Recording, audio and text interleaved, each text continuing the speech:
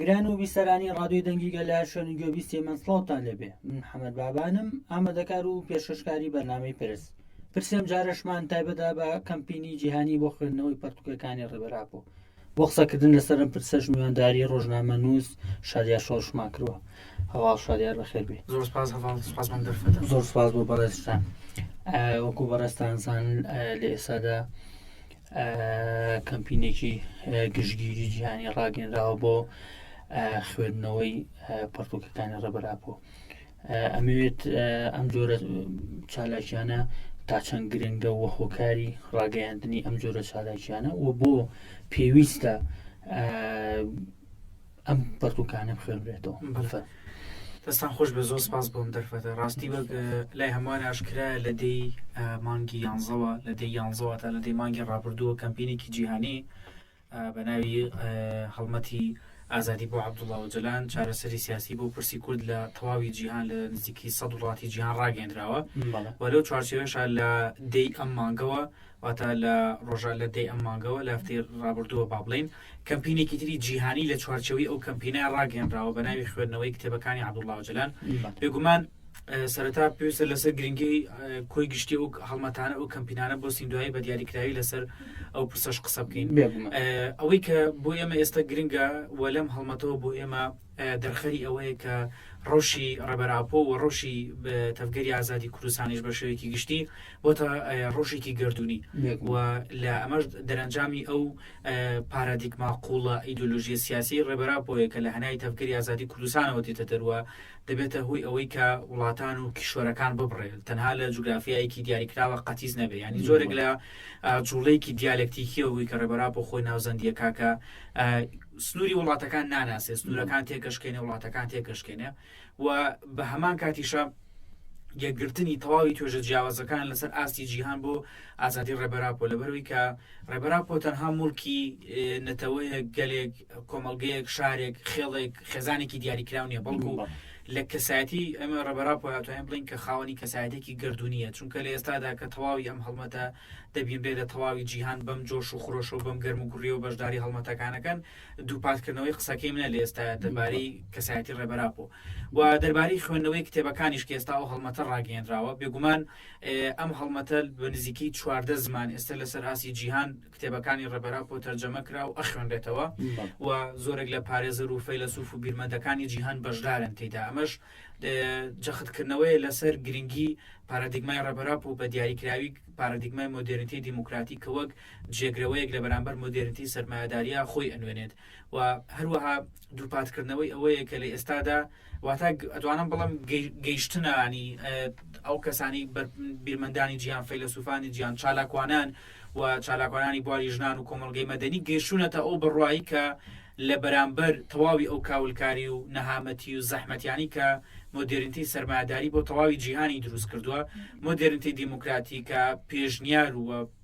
سیستەمی جێگرەوەی ڕێبەراپۆیە لە ئێستا توانیوێتی کە خۆی لە بەرامبەر ئەم مۆدرنیتی سەرمایه‌داریە پیشان بدات کە سیستەمێکی جێگرەوەیە کە سیستەمێکە خاوەنی هێڵی چارەسەریە هەم لە کێشەکانی ژنان، لە کێشەی ژینگە، لە کێژەی دیموکراتی و کێشەی سیاست و کێشەی دەسەڵاتیش بە هەماشێوە. بۆیە توانم بڵم جیهان گەیشتووەتە جۆرێک لە بنبەستبوون لەگەڵ سەرمایه‌دار لەگەڵ مۆدرنیتی سەرمایه‌داری. هەر بۆیە ئەم جۆرە هەڵمەتانش کە لە ئێستایا کرد و بە 14 زمان کتێبەکانی ڕێبەراپۆ خوێنرێتەوە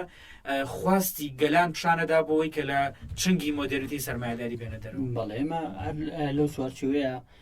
گەر باسی بکەین ئێمە دەبینین بەشێکی زۆر لە ئەو پرسانەی کە ڕۆژی جیهانیان بۆ ڕاگەیەندرێت بۆ نمونە بابەتەکانی پەیوەست بە ژینگە، پەیوەست بە هەر بابەتی ئازادیەکان و ئازادی مافی مرۆڤوانە دەبینین ئەمانە کۆمەڵێک ڕۆژ و کاتە یاخو کۆمەڵێک تەوقیتە لە وڵاتانی دەرەوە بۆ ئێمەیەن، ینی لە وڵاتانی جیهانەوە هاتوو لای ئێمەش هاوشێوەی ئەوان بەرزڕاگیرێ یاخود تەقدیرەکرێت. بەڵام ئێمە دەبینین لە پرسیشی ئاوایە فکری ڕێبەراپۆ بە جیهانی یەکرێ و ئەچێتە گەردنەوە. پێدوانی ئەمەش تا ڕادێکی زۆر لە گرنگی ئەو پرسە ڕوون کاتەوە کە ئەم بابەتە ئاچێتە ڕۆژەفێکی جیهانی وەکوی بەڕێستان باسەکە گەردوونیە. ڕاستی ئێستا لە زۆربەی ناوەندە ئەکادیمیەکانی جیهان، لە زۆربەی ناوەندی چالاکوانانی جیهان تەنانەت لە ئێستاگەر ڕۆژاوای کوردستان بە نمونە وەربگرین ینی خواستێکی یەکجار زۆری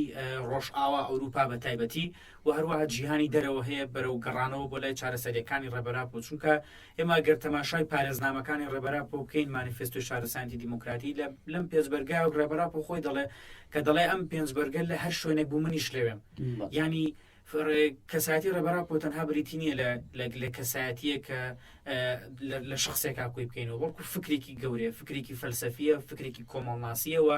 فکرێکی ئەتوانم بڵم سنوور بڕە لەبەرەوەی کە لە ئێستادا دەبین کە لە دوای وەرگێڕانی مانیفێستۆی شارەسانی دیموکراتی بۆ زمانە زیندوەکانی جیهان جۆرێک لە گەرموگوڕی و جۆرێک لە پێشوازی لە نێو ناوەندە سیاسی و ئەکادمی و فەلسەفەکانی جیهانە بەرەولای فکری ڕێبەراپۆ وەگەڕخرات چونکە دەرخەری ئەوە بوو کە فکری ڕێبەراپۆ هێڵی سێمە یاخود بە شوێکی سنتێنزە یا بڵین چارەسەری ئەخاتە ڕوو بە فەلسەفەیەکی دیالکتیکیە ئەمە شەمووی دەرئەنجامی ئەو هەوڵ و ماندووبوون و بیرکردنەوە قوڵەی ڕێبەراپۆیە کە لە زیندانی ئەمراڵی وکو خۆی ناویدن لە دایک بوونەوەی سێم هاتۆتە کایەوە گەر قسەکەت لەبیر نەچێتەوە ئەپرسم هۆکاری ئەوەی کە بۆ نمونە لە گەردوونەوە لە تەواوی وڵاتانەوە تەواوی کیشۆرەکانیش ئەگەڕێنەوە بۆ لای کتێبەکانی ڕێبەراپۆ بە تەحدیدی لە ئەم جۆرە کەمپینانەیە بۆ دەرەکەوێت پێ دوایە هۆکاری ئەمە چی بێت ئەوەی کە لە ڕۆژهەڵاتی ناوەڕاست ئەوەی کە لە تەواوی گیانە ئەگوزارێت بەرامبەر سیستەمی سەرمایه‌داریە و مۆدرنیتەی سەرمایه‌داری کە هەم بەنسبەت ڕێبەراپۆ کە تەواوی و کێشانێک کە لە جیانە هەیە ئەوە هۆکارەکەیەتی یاخود ئەمەش جارێکی دیکە تێگەیشتنی ئەو وڵاتانەیەوە هۆشیاری کەسانی یاخود بیرمەندانی وڵاتانی دەرەوەی بۆ ئەم ڕێگە چارەییە کەواتە بەم پێ بێت تاکە ڕێگای جاخود تاکە چارەسەر بۆ ئەم دۆخەی کە لە تەواوی گیانە هەیەەوە سیستەمی سەرمایه‌داری خوڵخاندوێتی کتێبەکانی ڕێبەراپۆ ڕاستی ئێمە لە ئێستادا دەبێنی ڕچای ئەو بکەین لە ماوەی 500 ساڵی ڕابردووە بەهۆی سیستەمی دەوڵەتنەتەوە و بەهۆی مۆدرنیتی سەرمایه‌داریەوە جیهان ڕوبەڕووی گەورەترین قەیرانی خۆی بۆ تۆ کە لە مێژووی مرۆڤایەتی توانین بڵین وێنەی نەبووە مەرۆ چۆن ڕێبەراپۆش بەم شێوازە باسی دەکات کە قەیرانی ئێستای مرۆڤایەتی لە مێژوودا وێنەی نەبووە هەر لە قەیرانی ژنەوە لە قەیرانی ژینگەوە لە قەیرانی پرسی دیموکراتیەوە لە قەیرانی جەنگ و هەڕەشە و کاولکاری و کوشتار و یعنی تەماشای جەنگی ئیسرائیل و حەماسکەین لە ئێستا تەماشای جەنگی رووسیا و ئۆکرانیا بکەین تەماشای قۆرەخکاریەکانی ئەمریکا و وڵاتانی تری زرهێزی سەرمایه‌داری بکەین بۆ سەر جیهان هەمووی دەرخەری ئەو بۆشاییە گەورەیە یاخود ئەو گێژاوە سیاسیە کە بەهۆی سیستەمی دەوڵەتنەتەوە مۆدرنیتی سەرمایه‌داریەوە دروست بوو یان لە ئێستادا جەنگی حەماس و ئیسرائیل بەشێک لە وڵاتان من بە گوێرەی چاودێریکردنی بارودۆخەکە وەکو ڕاگەیاندکار ینی باز دەوە دەکەن بانگەشەوە دەکەن کە دەکرێت چارەسەری بۆ فەڵەستین دروستکردنی دەوڵەتێ بێت ینی هەتەواوی ئەو گێژاوە سیاسیانی کە دروست بووە لای ئەمان هێشتا هەر دەوڵەت چارەسەر لە کاتێکا خودی سیستەمی دەوڵەت خۆی هۆکارە بۆی کە ئەم گێژاوە سیاسیەوە جەنگی لە ڕۆژهەڵاتی ناوەڕاستا دروست بێت هەر بۆیە جیهان ئەتوانم بڵام دوای ئەم 500 ساڵ بە تێپەڕبوونی سیستەمی دەوڵەتنەتەوە مۆدرنیتی سەرمایه‌داری گەیشتۆتە جۆرێک لە بنبەست بوون کە لەگەڵ پرسی فاشیزمە کە لەگەڵ پرسی لیبرالیزمە کە لەگەڵ پرسی ڕەگەزپەرستی و داگیرکاری و قۆرەخکاریە بەڕاستی گەیشتۆتە بنبەست بە دوای چارەسەریە کاگەڕێ بە دوای دەریچەیە کاگەڕێ بۆی کە کەمێک ئارامی جارێکی تر بەخۆی ببینێ یاخود بەڵام بە جۆرێکی تر جۆرێک هاوسەنگی ینی ڕێبەراپۆ باز لە جۆرێک لە هارمۆنی و هاوسەنگیەکە لە نێوانی سروشت و مرۆڤ لە نێوانی مرۆڤ و مرۆڤە ئەم هارمۆنیە لە ئێستا تێکچووە ئەم هارمۆنیە بوونی نەماوە لەبەرەوەی کە دەوڵەت هەوڵی قۆرەخکاری خۆیدا بەسەر دەوڵەتێکی ترە دەوڵەتێک هەوڵی داگیرکردنی نەتەوەیەکی ترەدا و کێشەی ئابووری و کێشەی قەیرانی بڵین دارایی و ئابووری ڕۆژە دوای ڕۆژ زیاتر ئەبێ کاتە ئەمە هەمووی نیشانی جۆرێک لە بنبەست بوونە لە بەرامبەرە ئەبێ دەریچەیەکە بێ بۆ ڕزگاری کە بێگومانەوەش فکر ڕێبەراپۆیە و هەر ئەمەشەوە کاکەم گەرمگوڕێت گەر باز لە سوود و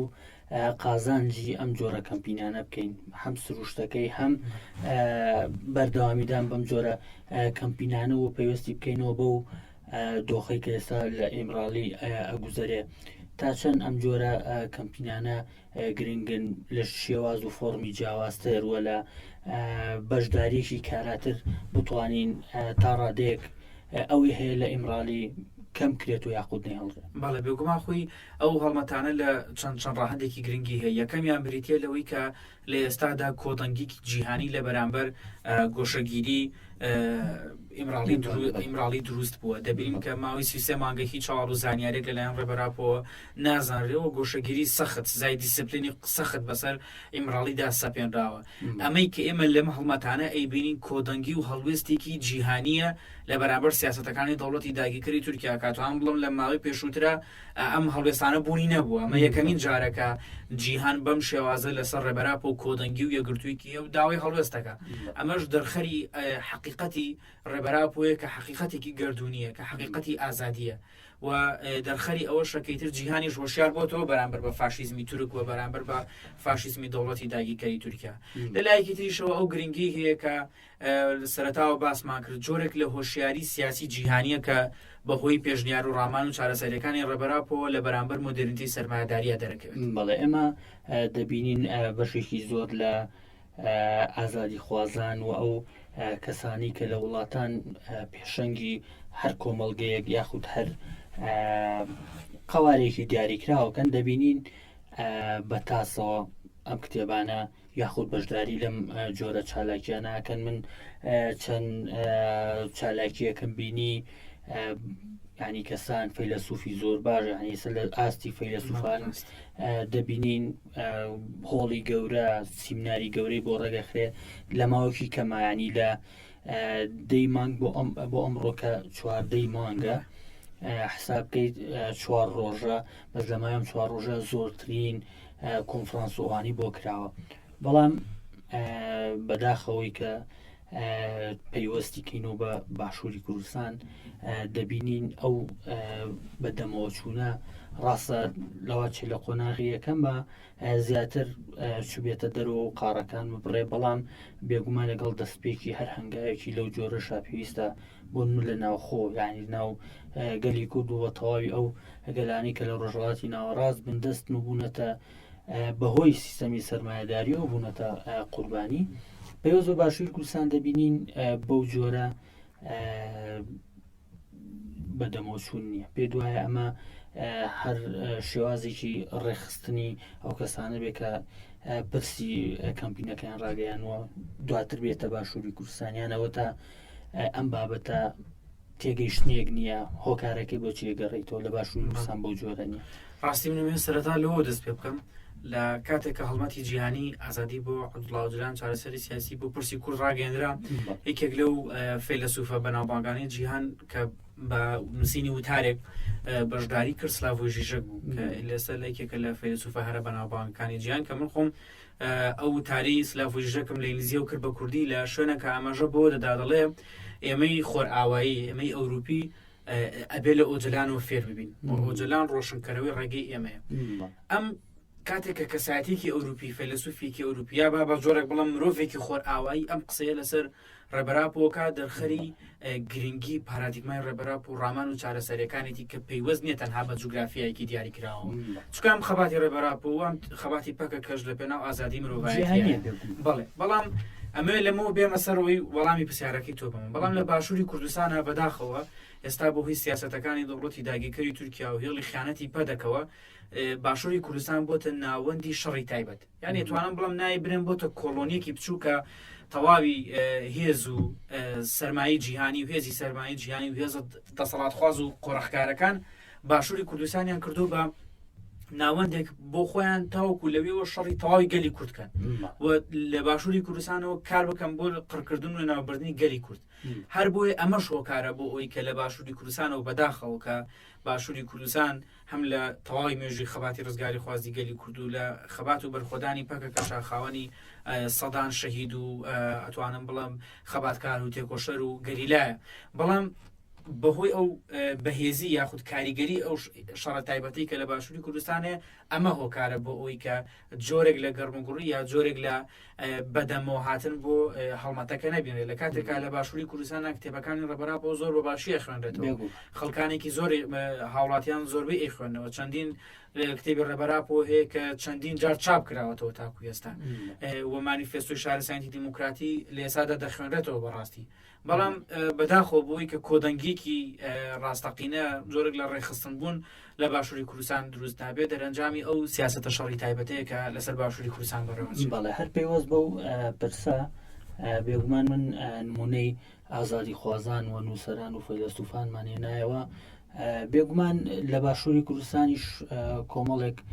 کەسمان هەیە وەکو نۆخبا یا وەکو ڕۆشنبیر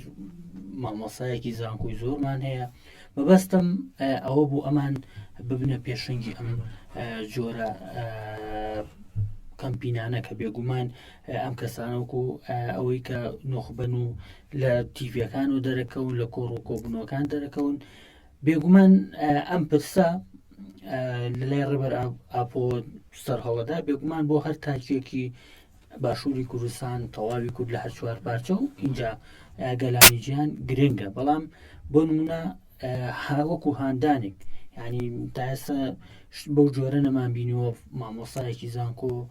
یاخود نخبەیەک بێتە سەر شاشەکان لە کۆڕ و سیمینارەکان شتێکی وا بکە ینی بۆ نمونە گەنجەکان بە تایبەت بۆ پرسی گەنج کە بەداخەوە لە باشووری کوردستان گەنج لە بریەوەی دەستی پێوە بگیرێ پەروەردە بکرێ وای لەکرێ بتۆرێ و وڵات بەجێبێڵە یعنی تا چەند گرنگە کەسانی نخبەش ڕۆڵیان هەبێ لە بەرەو پێشبردننی زیاتری ئەم جۆرە کەمپینان و بۆی زیاتر فراوان بێگومانە و توێژ جیاوازانی کە باسمان کرد مامۆستای زانکۆ نووسەر و ڕۆشنبیرەکان بە تایبەتی ڕۆشنبیرەکان کاریگەریکی بەهێزیان لەسەر ئاڕاستەکردنی کۆمەلگا هەیە ئەگەر بتوانن لەسەر بنەمای ژیانی ئازاد و لەسەر بنەمای فکری ئازاد خۆیان بەڕێخستن کەن بێگومان کاریگەریکی بەهێزیان لەسەر ئاڕاستەکردنی کۆمەلگا بێت لە چەندین شوێنە ڕێبەراپۆ بازە گرنگی ڕۆشنبیرەکان تەنانەت باز لەوە دەکا کە گفتوگۆکردن لەگەڵ ڕۆشنبیرێکان لای ئەو لە فەرماندەیەکی سەربازی بەلایەوە باشتر و خۆشتر و بەچێشترە و چەندین نووسی لە نامێکەی ڕۆڵی ڕۆشنبیر لە شۆڕشی نێتەوەیە ینی بە وردی و بە دیاریکراوی لەو نامیلکای ڕێبەراپۆ باز لە گرنگی ڕۆڵی ڕۆشنبیرەکات تەنانەت لە بۆ منە لە پەرتووکی دەوڵەتی ڕایبی سۆمەرا بازەوە دەکا کە ئەڵێ ئەکرێ ڕۆشنبیرێک تەواوی مێژووی کۆمەلگەیەک بگۆڕێ بەڵام لە باشووری کوردستانە کە ئەمە نابینین هۆکارەکەی گەڕێتەوە بۆی کە بەداخەوە بەهۆی کۆمەڵێک جایتر بەهۆی بەرژەوەندی تایبەتیەوە بێ یاخود بەهۆی نەبوونی بەڕێخستن بوونێکی تەندروست بێ بەداخۆ توێژی مامۆسایانی زانکۆ و ڕۆشنبیر و نووسەر و ئەتوانم بڵام تا ڕادەیەک چالاکوانەکانیش هۆشیاری سیاسی گرنگیان لا دروست نەبووە و گەشتێکی تریش بڵم لەو بارەیانی بەداخەوە سیاسەتی 30 ساڵی شکست خواردوی حکومڕانی لە باشووری کوردستانە وای کردو کە جۆرێک وێنەیەکی ناشرین یاخود وێنەیەکی تاریک لەسەر سیاست و سیاستکردن دروست بێ لە باشووری کوردستانە زۆربەی ئەو توێژانە بەداخۆ خۆیان لە سیاست بەدوورێکن لە کاتێکا سیاست ئەو ڕێبەراپۆڵێ هونەری بەدەزێنانی جوانیە بۆیە ئەکرێت کە ئەم وێنەی لەسەر سیاست ڕاست بکرێتەوە بەدام ئێستا ئەو توێژانە خۆیان لە سیاست بەدوورەکرن کە ئەمە ژۆکاری ئەوەیە کە جۆرێک بەڕێخستن بوون دروست نەبێنەوە کۆمەڵگەی باشووری کوردستان ئەگەر لەم پرسەیە خۆڵبینەوە ناکرێت باز لە ڕۆڵی ژنان نەکەی لەبەرەوەی لە فەلسەفەی ڕێبەراپۆیە لە کتێبەکانی بێگومان ڕۆڵێکی گرنگ بەژندراوە و ژن ڕۆڵێکی گرنگیە بەشداری ژنان لەم جۆرە کەمپینانەیە چۆنە بینی وە تا چەند گرنگە ژنان بەشداری ئەم جۆرە کەمپینانە بن و پەرتووکەکانی ڕێبەراپۆ بخوێنەوە ڕاستە بێگومان کە گەر بازە فکری ڕێبەراپۆ بکەین هەر بە هیچ شێوەیەک ممکن نییە باز لە ئازادی ژن نەکەین چونکە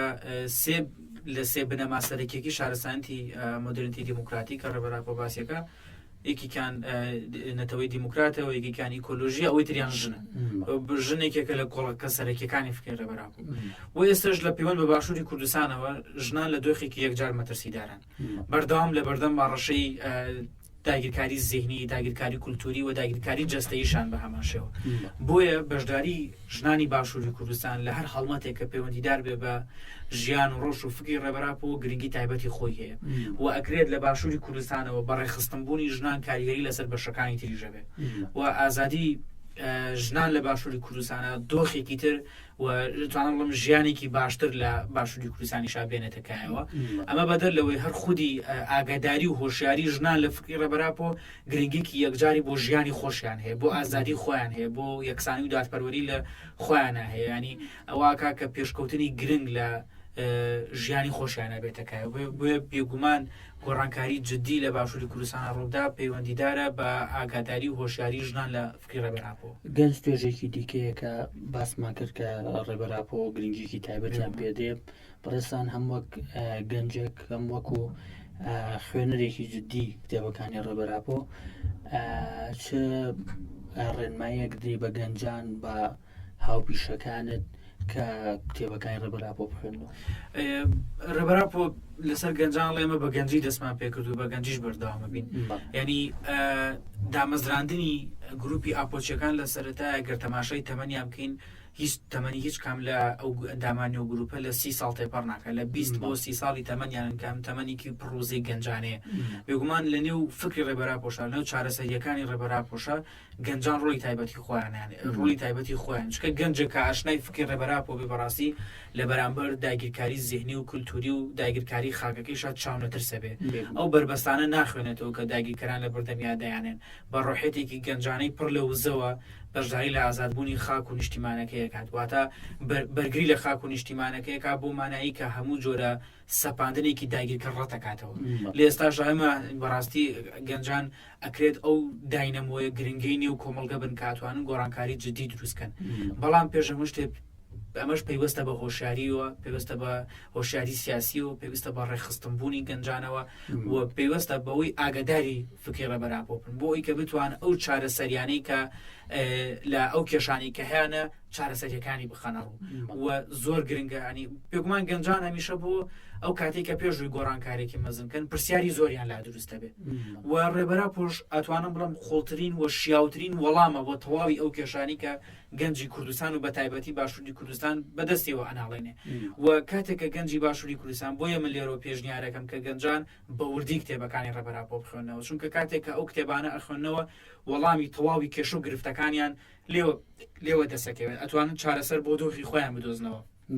هەر ئەمە شەوە کاتکاییتر جۆرێک لە پێکەوەی قوڵ لە نێوان گەنجان و فکری ڕێبەراپۆیان دروست بێت لە باشووری کوردستان. بەڵێگر دووە پرسیارە لێ بکەم وەکو ڕۆژنامە نووسێک بێگومان بۆ خوێندنەوەی ئەوەی لە دەوروبەرمانە گوزارێ ئەوەی لەسەر ئاستی جیهان سیاستەکە سیستەمی سەرمایه‌داری لەو چوارچێوەیەدا بۆ ئەوەی وەکو ڕۆژنامە نووسێک بتوانین ئەنەلایزێکی جوان بۆ هەر پرسێک بکەین بۆ ئەوەی کە لە دەوروبەرمان ئەو کۆدانە بخوێنینەوە کە لە پشت هەر ڕووداوێکەوەن کە لە دەوروبەرمان وە لە ژیانیش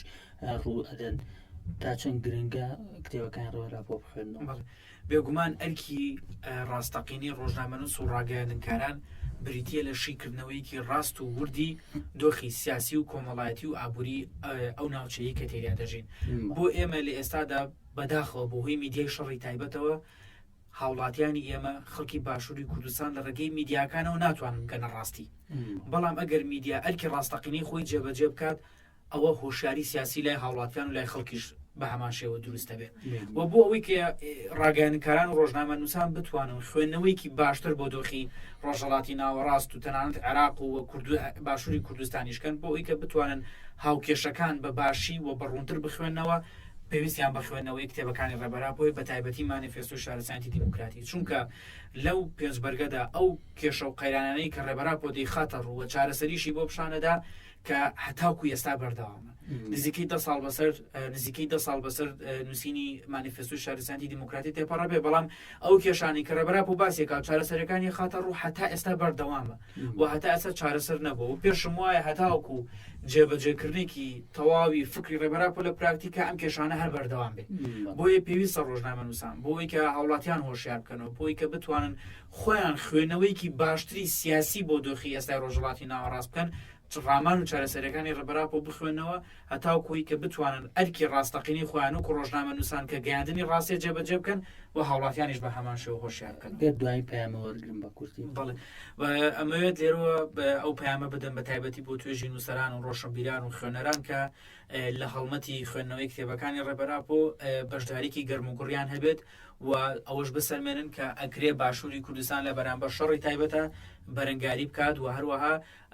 دۆخی کۆمەڵاتی باشووری کوردستانیش لە پەیوەند و لەسەر بنەمای فکری ڕێبەراپۆ بەرەو ئاراستەیەکی تر ببێت. شادیار شۆڕش ڕۆژنامە نووس دووبارە سوپاس بۆ ئامادەبوون. زۆر سپاس بۆ سپاس بۆ بەڵە بەڕێزان زۆر سپاس بۆ هێشتاکو ئێستا بی سەرمابوون تا پرسێکی دیکە ئاسوودە بن.